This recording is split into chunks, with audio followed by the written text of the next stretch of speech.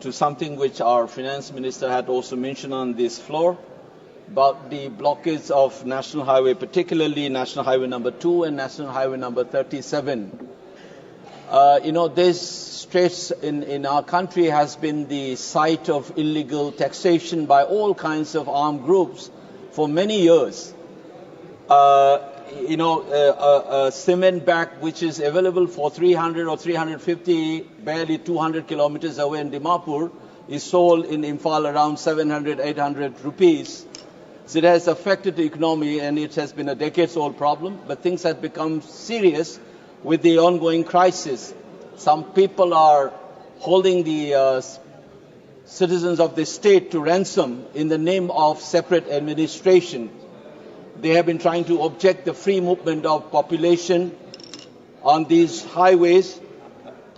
They have also resisted to the idea of resettlement of people in their original homes.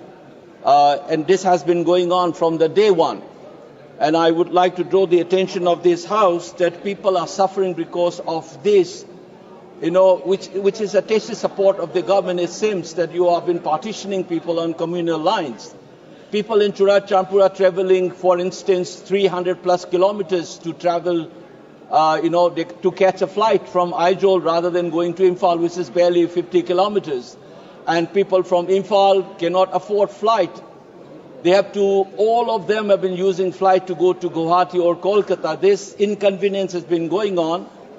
And I think I would recommend and appreciate the move of the governor to open these highways. But it seems that he has buckled down under pressure from these communal forces, which is positioning the so-called separate administration as an issue to justify this deprivation of basic human rights of the citizens, that of Article 19, free movement, and that of Article 21, right to life, which also includes right to livelihood.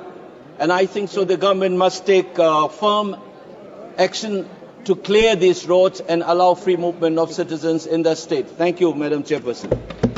माननीय सदस्य श्री सुरेश कुमार जी।